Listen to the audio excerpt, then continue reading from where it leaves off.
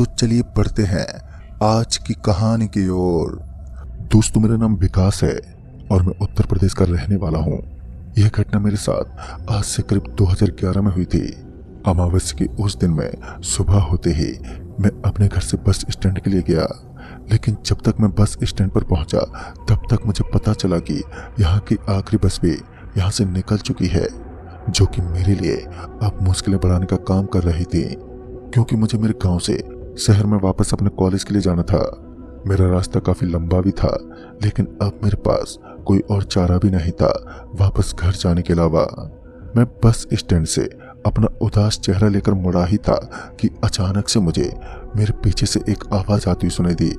आवाज किसी बस की थी, लेकिन जब मैं पीछे पलटा तो मैंने देखा कि वह कोई बस नहीं थी, वह एक रिक्शे वाला था। लेकिन मैं उसके साथ इतने लंबे सफर में बैठना भी नहीं चाहता था।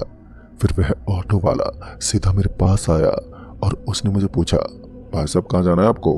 तब जाकर मैंने भी उस आदमी को बताया कि मुझे अभी मुंबई के लिए रवाना होना है। मेरी बात सुनकर एक पल को तो वो दंग रह गया। बाद में वह ऑटो ड्राइवर मुझसे बोला, मगर भाई साहब यहाँ से निकलने वाली बस तो निकल गई है, तो आप एक काम कीजिए, यहाँ से थोड़ी दूर पर एक स्टेशन पड़ता है, यहाँ से लगभग 15 मिनट की दूरी है, तो आप उस स्टेशन पर पहुंच जाइए। वहाँ से अभी एक ट्रेन आधे घंटे के बाद जाने वाली है। उसकी बात सुनकर मैं भी एकदम से तैयार हो गया, तो मैंने उस ड्राइवर से कहा, भाई साहब आप मुझे उस स्टेशन तक छोड़ देंगे? और वह भी ऑटो वाला मुझे छोड़ने के लिए तैयार हो गया। उसके बाद मैं उस ऑटो में दाखिल हुआ, लेकिन जैसे ही मैं उस ऑटो में बैठा तो मुझे कुछ अलग सा महसूस होने लगा। मुझे मेरे शरीर के अंदर एक अलग ही प्रकार की बेचैनी महसूस होने लगी, मगर मैंने इस चीज पर ज्यादा ध्यान नहीं दिया और फिर आराम से उस ऑटो में बैठ गया। और उसके बाद मुझे वह ड्राइवर एक ऐसी जगह पर लेकर गया जिसके बारे में मैंने तो कभी सोचा ही नहीं था। दरअसल वह एक ऐसी जगह थी जिस जगह को मैं अपनी जिंदगी में पहली बार देख रहा था, क्योंकि मैंने पहले कभी भी इस जगह को नहीं देखा। मगर मुझे लगा कि शायद कोई अलग स्टेशन होगा। मैंने इतना तो सुना था कि जयपुर के अंदर सिर्फ एक ही स्टेशन पड़ता है, लेकिन आज मैं एक छोटे से स्टेशन पर था जहां चारों तरफ अंधेरा ही अंधेरा था। उस ऑटो ड्राइवर ने मुझे वहीं पर उतार दिया और बिना किराए लिए तुरंत ऑटो को भगाते हुए उस जगह से निकल गया। मैं कुछ दूर उसके पीछे दौड़ता रहा, लेकिन मेरे भागने का कोई भी फायदा नहीं हुआ। मैं चाहकर भी उसे पकड़ नहीं पाया और वह वहां से निकल गया। मगर मुझे क्या पता था, और इतना सोचते हुए मैं वापस आकर उस स्टेशन की एक बेंच पर बैठ गया। मगर अभी भी ट्रेन का कोई अता पता नहीं था, क्योंकि वहां पर कोई और सवारी थी ही नहीं। उस स्टेशन पर सबसे हैरान कर देने वाली बात तो ये थी कि वहां दूर दूर तक मुझे ना तो कोई भी आदमी या फिर कोई भी ऐसा परिंदा नजर ही नहीं आ रहा था। अभी मैं उस स्टेशन पर चारों तरफ घूमने लगा, क्योंकि बैठा बैठा अब मैं उबने लगा। उसके बाद मुझे अचानक से ट्रेन का हॉर्न बजता हुआ सुनाई दिया। मैंने तो अपना सारा सामान उठाया और ट्रेन में बैठने के लिए मैं तैयार हो गया, मगर मेरे पास अभी भी टिकट नहीं थी। बिना टिकट के ट्रेन में क्या होगा ये बात तो मैं भी नहीं जानता था। लेकिन तभी मुझे स्टेशन पर एक टिकट विंडो दिखी। तभी मैं तेजी से उस तरफ गया और टिकट लेने लगा। जब मैं वहां पर गया तो मैंने देखा कि मेरे अलावा 2 और आदमी उस स्टेशन पर मौजूद थे। तो उन्होंने भी बताया कि उनको भी उस रिक्शे वाले ने उस स्टेशन पर छोड़ा था। अभी मैं वहीं पर टिकट ले ही रहा था कि अचानक उनमें से एक आदमी ने कहा, मुझे ये स्टेशन बिल्कुल भी ठीक नहीं लग रहा है, अभी यहाँ से निकल जाना चाहिए। उस आदमी के बोलने का अंदाज काफी डरावना लग रहा था, मानो उस आदमी ने कोई भूत देख लिया हो। मगर जब मैंने उस टिकट देने वाले की तरफ देखा तो पाया कि वहां पर कोई मौजूद ही नहीं है, सिर्फ एक हाथ जो कि उस डैशबोर्ड से बाहर आता है और टिकट देने के बाद वापस से अंदर घुस जाता। मेरे साथ भी ऐसा ही हुआ। उसने मुझे टिकट दे दी और फिर वापस अंदर घुस गया, लेकिन मुझे लगा कि शायद कोई आदमी अंदर होगा, और यही सोचकर मैं वापस ट्रेन की तरफ मुड़ा और मेरे साथ साथ वह दोनों आदमी भी मुड़े। हम तीनों की अलग अलग बोगियां थीं। उसके बाद हम तीनों ने अपना अपना रास्ता तय किया। मैं सीधा बोगी नंबर 8 में दाखिल हुआ तो वह दोनों बोगी नंबर 4 में बैठ गए। लेकिन जब मैं ट्रेन की उस बोगी में गया तो मैंने देखा कि मेरे अलावा चारों तरफ केवल सन्नाटा ही पसरा हुआ था, यानी कि चारों ओर कोई भी नहीं था। फिर मैं जाकर अपनी सीट पर बैठ गया, क्योंकि ट्रेन का एक नियम होता है कि सभी को अपनी अपनी बोगी के साथ अपनी अपनी सीट पर बैठना पड़ता है। मैं अपनी सीट पर बैठ गया। अभी मैं बैठा ही था कि अचानक से ठंडी हवाओं ने अपना डेरा जमा लिया और अब मुझे बादलों की गड़गड़ाहट सुनाई देने लगी। अब चारों तरफ मौसम एकदम से खराब हो चुका था। काले काले बादलों का साया ट्रेन के ऊपर मंडराने लगा। लेकिन जब मैंने खिड़की से बाहर की तरफ देखा तो मैंने पाया कि बाहर की तरफ कोई भी ऐसी मौजूदगी नहीं थी। दरअसल बाहर की तरफ से ना ही तो मुझे कोई तूफान आता हुआ दिखाई दे रहा था और वहां चारों तरफ ना ही तो मुझे काले बादल नजर आ रहे थे। फिर मुझे अभी अभी यह गड़गड़ाहट किस चीज की सुनाई दी थी। अभी मैं ये सोच ही रहा था कि अचानक से मुझे सफेद कपड़े पहने कोई उस बोगी में चढ़ता हुआ दिखा। जब मैंने ठीक से उसके ऊपर अपनी नजर दौड़ाई तो मैंने पाया कि वह टीटी है। पहले तो वह मेरे पास आया और उसने मुझे टिकट दिखाने का इशारा किया। मैंने तुरंत ही अपनी टिकट निकाली और उसके हाथ में रख दी, मगर मुझे वो टीटी बिल्कुल भी ठीक नहीं लग रहा था, क्योंकि उसके शरीर के बड़ा होने के साथ साथ वह मुझे कुछ अलग सा महसूस हो रहा था। लेकिन उसके बाद मैंने उस पर ज्यादा ध्यान नहीं दिया और चुपचाप से अपनी सीट पर बैठा रहा। लेकिन तभी मुझे किसी औरत की चिल्लाने की आवाज सुनाई दी, मगर मुझे चारों तरफ वहां पर कोई नहीं दिखा। लेकिन उसके बाद लगा कि शायद मेरा कोई वहम होगा और यह सोचकर मैं अपनी सीट पर आराम करने लगा। अब मुझे नींद आने लगी थी। रात काफी हो चुकी थी तो नींद का आना भी एक लाजमी सी बात थी। उसके बाद मैं वहीं अपनी सीट पर आराम से सोने लगा। अब रात के लगभग 11:30 बज चुके थे। चारों तरफ अंधेरा छाया हुआ था। सन्नाटे के अंदर पूरी ट्रेन डूबी हुई थी। अचानक मेरे कानों के अंदर एक और आवाज जोरों से गूंज उठी। यह आवाज किसी औरत के जोर जोर से चिल्लाने की थी। तभी मैं तुरंत ही अपने बर्थ से खड़ा हुआ और चारों तरफ देखने लगा।